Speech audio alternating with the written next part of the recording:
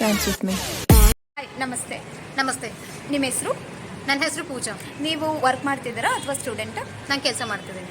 Okay madam, ನಮ್ಮ ಕಡೆಯಿಂದ ಕೆಲವೊಂದು ಪ್ರಶ್ನೆಗಳಿದೆ. ಸೊ ಸೊಸೈಟಿನ ರೆಪ್ರೆಸೆಂಟ್ ಮಾಡ್ತಾ ನಾನು ಕೇಳ್ತಾ ಇರೋದು, ಸೊ ಇವಾಗ ಈ ಸೊಸೈಟಿಯಲ್ಲಿ ತುಂಬ ರೇಪ್ಗಳು ನಡೀತಾ ಇದೆ. ಮೊನ್ನೆ ತಾನೇ ಕೋಲ್ಕತ್ತಾ ಇನ್ಸಿಡೆಂಟ್ಸ್, ಅಪ್ರಾಕ್ಸಿಮೇಟ್ಲಿ 85 ಗರ್ಲ್ಸಿಗೆ ರೇಪ್ ಆಗ್ತಾ ಇದೆ.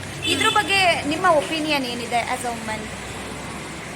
ಒಂದು ಹೆಣ್ಣಾಗಿ ನಮ್ಮ ಸಮಾಜದಲ್ಲಿ ಏನು ನಡೀತಿದೆ ಇದ್ರ ಬಗ್ಗೆ ನನಗೆ ತುಂಬ ಬೇಜಾರಿದೆ. ಆದರೆ ನೀವು ಹೇಳ್ತಿದ್ದೀರಾ ಹೆಣ್ಣಿನ ಮೇಲೆ ಅತ್ಯಾಚಾರ ನಡೀತಿದೆ ಅಂತ.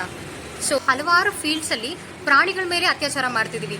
ಒಂದು ಹಾಲಿಗಾಗಿರ್ಬೋದು ಅಥವಾ ಮಾಂಸಕ್ಕಾಗಿರ್ಬೋದು. ಆರ್ಟಿಫಿಷಿಯಲ್ ಇನ್ಸಮಿನೇಷನ್ ಅದನ್ನು ಏನಂತ ಕರಿತೀರಾ? ಅತ್ಯಾಚಾರನೇ ಅಲ್ವಾ? ಅದ್ರ ಕನ್ಸೆಂಟ್ ಇಲ್ದಿರಾ ನಾವೇನು ಮಾಡ್ತೀರಿ ಅದನ್ನು ಅತ್ಯಾಚಾರ ಅಂತಾನೆ ಕರೀತಾರೆ. ಅಲ್ಲ ಮೇಡಮ್, ಆ್ಯಕ್ಚುಲಿ ಇಲ್ಲಿ ಒಂದು ಹುಡುಗಿಗೆನೆ 4-5 ಜನ ಸೇರಿ ರೇಪ್ ಮಾಡಿದ್ದಾರೆ. ಇದ್ರ ಬಗ್ಗೆ ಕೇಳ್ತಾ ಇದ್ರೆ ನೀವು ಪ್ರಾಣಿಗಳ ಬಗ್ಗೆ ಹೇಳ್ತಿರಲ್ಲ.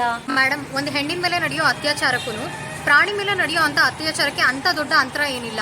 ಈಗ ಪ್ರಾಣಿಗೆ ಮನುಷ್ಯನ ಥರನೇ ಎಮೋಷನ್ಸ್ ಇದೆ ಅಂದರೆ ನೀವು ನಂಬ್ತೀರಾ? ಹೌದು, ಖಂಡಿತ. ಪ್ರಾಣಿಗೆ ಜೀವ ಇದೆಯಾ?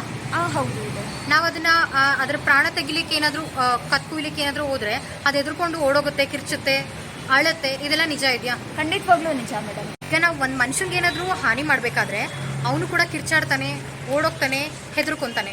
ಆ್ಯನಿಮಲಲ್ಲಿ ಕೂಡ ಇದೇ ಥರ ಒಂದು ಎಮೋಷನ್ಸ್ ಇದೆ.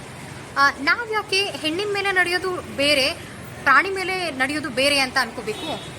ಓಕೆ, ಸೊ ನೀವು ಹೇಳೋ ಪ್ರಕಾರ ಏನಂತ ವ್ಯತ್ಯಾಸ ಇಲ್ಲ.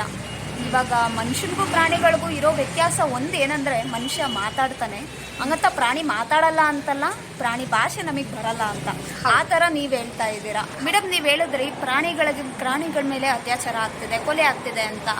ನಾವು ಎಲ್ಲಿ ಮಾಡ್ತಿದ್ದೀವಿ ಮೇಡಮ್? ಪ್ರಾಣಿ ಮೇಲೆ ಅತ್ಯಾಚಾರ ಯಾವ ಥರ ಆಗ್ತಿದೆ ಅಂತ ಹೇಳ್ತೀನಿ ನೋಡಿ.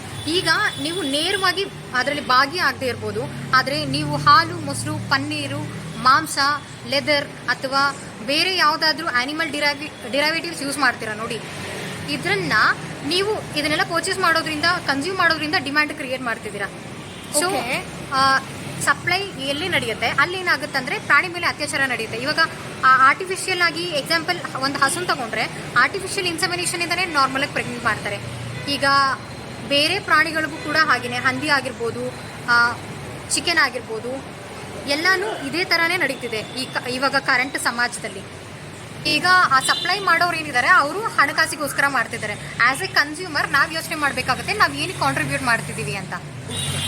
ನೀವು ನನ್ನನ್ನು ಕೇಳೋದಾದರೆ animal use is animal abuse, ಇದ್ರ ಬಗ್ಗೆ ನಿಮ್ಮ ನಿಲುವೇನು?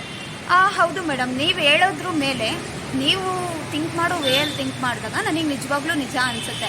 ಆ್ಯಕ್ಚುಲಿ ಎಲ್ಲ ಮನುಷ್ಯರು ಅವ್ರಿಗೆ ಕೆಟ್ಟದಾದಾಗ ಒಂದು ಸೆಂಟೆನ್ಸ್ನ ಯೂಸ್ ಮಾಡ್ತಾರೆ. ಅದೇನು ಸೆಂಟೆನ್ಸು ಅಂದರೆ ಕರ್ಮ ರಿಟರ್ನ್ಸ್ ಅಂತ. ಸೊ ನನಗೇನು ಅನಿಸುತ್ತೆ ಅಂದರೆ, ನಾವು ಮಾಡ್ತಿರೋದೇ ನಮಗೆ ರಿಟರ್ನ್ ಆಗ್ತಿದೆ ಅಂತ ನನಗೆ ಯಾಕೋ ಅನ್ನಿಸ್ತಾ ಇದೆ. ಸೊ ನಾನು ಮನುಷ್ಯ ಆಗಿ ನಾನು ಪ್ರಾಣಿಗಳನ್ನ ಕೊಲ್ತಾ ಇದ್ದೀನಿ, ಹಾಗಾಗಿ ಆ ಕರ್ಮ ಅನ್ನೋದು ನಮ್ಮ ಕಡೆನೇ ರಿಟರ್ನ್ ಆಗ್ತಿದೆ. ನಿಮಗನ್ಸುತ್ತಾ ನಾವು ಮಾಂಸವನ್ನು ಅಥವಾ ಹಾಲನ್ನು ಬಿಟ್ಟು ಬದುಕಕ್ಕಾಗಲ್ಲ ಅಂತ?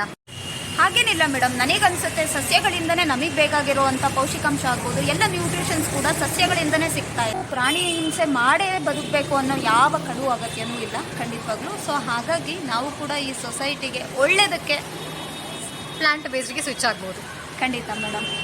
ಪ್ರಾಣಿನ ನಿರ್ದಹಿಯಿಂದ ಕೊಲ್ದಿರೋದನ್ನ ನಾವು ಕಣ್ಣಾರೆ ನೋಡದೇ ಇರ್ಬೋದು, ಸೌಂಡನ್ನು ಕೇಳದೇ ಇರ್ಬೋದು, ಆದರೆ ನಾವು ಕಿರ್ಚಾಡ್ದಾಗ್ಲೂ ಅದೇ ಸೌಂಡ್ ಬರುತ್ತೆ, ನಮಗೆ ಪೇಯ್ನ್ ಆದಾಗಲೂ ಅದೇ ನೋವೇ ಆಗುತ್ತೆ. ಹಾಗಾಗಿ ನಾನು ಆದಷ್ಟು ಆ್ಯನಿಮಲ್ ಪ್ರಾಡಕ್ಟ್ಸನ್ನು ಯೂಸ್ ಮಾಡೋದನ್ನು ಕಡಿಮೆ ಮಾಡಬೇಕು ಅಂತ ಅಂದ್ಕೊಂಡಿದ್ದೀನಿ. ಸೊ ಇದ್ರ ಬಗ್ಗೆ ನೀವೇನು ಹೇಳ್ತೀರಾ ಗಾಯ್ಸ್? ದಯವಿಟ್ಟು ನಿಮ್ಮ ನಿಲುವು ಕೂಡ ತುಂಬಾ ಇಂಪಾರ್ಟೆಂಟ್ ಆಗುತ್ತೆ. ಪ್ಲೀಸ್ ಮೆನ್ಷನ್ ಮಾಡಿ. ಸೊ ನಿಮ್ಮ ಅಭಿಪ್ರಾಯ ಏನಿದೆ ಅಂತ. Thank you so much madam. ನಿಮ್ಮ ಒಪಿನಿಯನನ್ನು ಈ ಸೊಸೈಟಿಗೆ ತಿಳಿಸ್ಕೊಟ್ಟಿದ್ದಕ್ಕೆ. ಮನುಷ್ಯ ಮಾತ್ರನೇ ಅಲ್ಲ, ಪ್ರಾಣಿಗಳು ಕೂಡ ಮನುಷ್ಯನ ಸಮಾನನೇ ಅಂತ ಹೇಳ್ಕೊಡೋದಕ್ಕೆ ತುಂಬ ಧನ್ಯವಾದ. Thank you.